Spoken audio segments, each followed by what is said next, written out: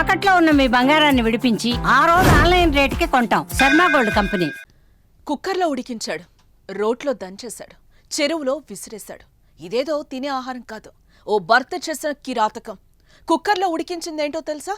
తన భార్య మృతదేహాన్నే మళ్లీ రోట్లో దంచాడు. ఆపై ఏం తెలియనట్టు నాటకమాడి పోలీసుల వద్దకెళ్లి ఫిర్యాదు చేశాడు. ఆ దుర్మార్గుడు చేసిన పనిని తలుచుకుంటేనే ఒళ్ళు గగురు పొడుస్తోంది. భార్యను చంపడానికి ముందు అతడు ప్రాక్టీస్ కోసం కుక్కను కూడా చంపినట్టుగా తెలుస్తోంది. హైదరాబాద్లో జరిగిన ఈ దారుణ హత్య కేసులో సంచలన విషయాలు వెలుగు చూస్తున్నాయి. భార్యను ప్రాణంగా చూసుకోవాల్సిన ఆ భర్త ఎందుకంత కిరాతకంగా చంపాడు? ఎలా దొరికిపోయాడు? ఈ హత్య వెనుక అసలు కథేంటి?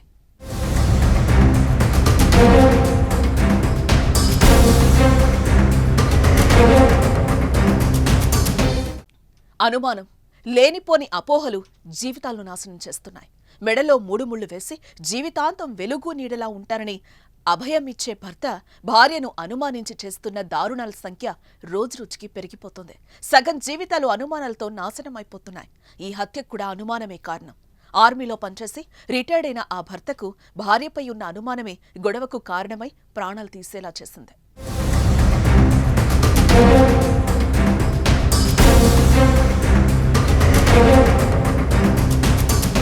మెదక్ జిల్లా తూప్రాన్ మండలం దండుపల్లికి చెందిన వెంకట మాధవికి ఆంధ్రప్రదేశ్లోని ప్రకాశం జిల్లా జేపీ చెరువుకు చెందిన గురుమూర్తితో 10 ఏళ్ల క్రితం వివాహమైంది. వారి అనుబంధానికి గుర్తుగా 2 పిల్లలు కూడా ఉన్నారు. గురుమూర్తి ఆర్మీలో రిటైర్ అయ్యాక ప్రస్తుతం డిఆర్డీఓలో కాంట్రాక్టు విధానంలో భద్రతా సిబ్బందిగా పనిచేస్తున్నాడు. కుటుంబంతో కలిసి రంగారెడ్డి జిల్లా జిల్లెలగూడలోని న్యూ వెంకటేశ్వర నగర్ కాలనీలో అద్దె ఇంట్లో ఉంటున్నాడు. 10 ఏళ్లుగా సాఫీగానే సాగుతున్న వారి జీవితంలో ఇటీవల కలహాలు మొదలయ్యాయి. అవే గురుమూర్తిలో సైకోని నిద్రలేపి వెంకట మాధవిని కాటికి చేర్చేలా చేశాయి.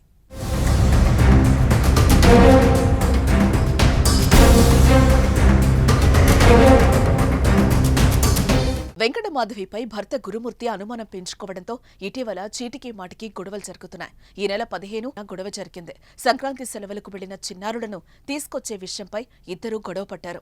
అది చినికి చినికి గాలివాన్లా మారింది. అప్పటికే భార్యపై అనుమానం పెంచుకున్న గురుమూర్తికి ఈ గొడవ మరింత ఆగ్రహాన్ని తెప్పించింది. క్షణికావేశంలో గట్టిగా కొట్టాడు. 2 దెబ్బలకే మాధవి కింద పడిపోయి ప్రాణాలు కోల్పోయింది. ఈ హత్య నుంచి తప్పించుకోవడానికి పక్కా పథకాన్ని రచించాడు గురుమూర్తి.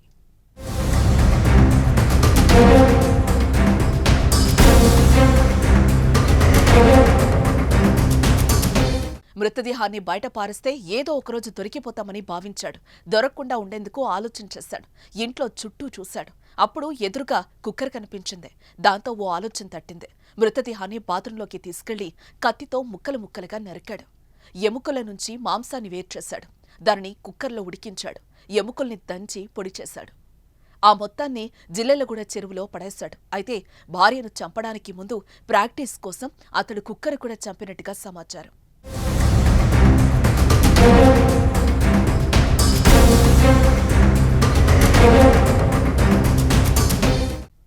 భార్యను 16న చంపేసినా ఎవరికీ చెప్పలేదు. ఇద్దరి మధ్య చిన్న గొడవ జరిగి ఇంట్లో నుంచి వెళ్లిపోయినట్లుగా తన అత్తకు అంటే భార్య అమ్మకు సమాచారం అందించాడు. ఆమె ముందు ఏం తెలియనట్టు నటించి పోలీసులకు ఫిర్యాదు చేద్దామని సూచించాడు. అత్తతో పాటే కలిసి ఈ 18న మీర్పేట్ పోలీస్ స్టేషన్కు వెళ్లి ఫిర్యాదు చేశాడు. వెంకట మాధవి ఇంట్లో నుంచి వెళ్లిపోయినట్టు ఫిర్యాదు చేశాడు.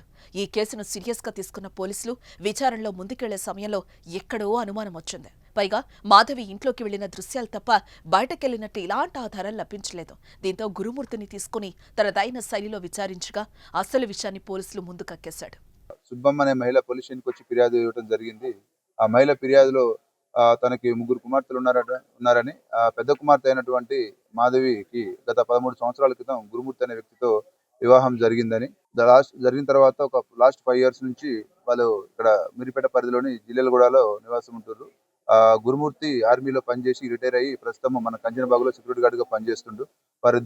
వాళ్ళకి 2 పిల్లలు సంతానము. ఇది 16/1/2025 నాడు కుమార్తెకు మరియు అల్లుడికి చిన్న గొడవ జరిగిందని, ఆ గొడవ జరగడంతో కుమార్తె ఇంటి నుంచి వెళ్ళిపోయిందని చెప్పి ఎవరికి చెప్పకుండా ఫిర్యాదు ఇవ్వడంతో ఆ ఫిర్యాదు మేరకు ఉమెన్ మిస్సింగ్ కేసుగా నమోదు చేయడం జరిగింది. అటు కేసు విచారణలో ఉంది. ఇంట్లో భార్యాభర్తలు సంతోషంగా ఉంటే పిల్లలు కూడా ఎంతో సంతోషంగా ఉండి ఆ ఇల్లు ప్రశాంతంగా సౌభాగ్యంతో వెళ్లివిరుస్తుంది. ఏమైనా సమస్యలుంటే కూర్చొని మాట్లాడుకోవాలి. కానీ లేనిపోని అనుమానాలు పెంచుకుని క్షణికావేశంతో చేసే పనులు ఆ కుటుంబాన్ని అంధకారంలోకి నెట్టేయటం ఖాయం. ఏదేమైనా భార్యను చంపి కుక్కర్లో ఉడికించడం చాలా దారుణమైన విషయం. ఈ హత్యపై మీ అభిప్రాయాన్ని కామెంట్ చేయండి.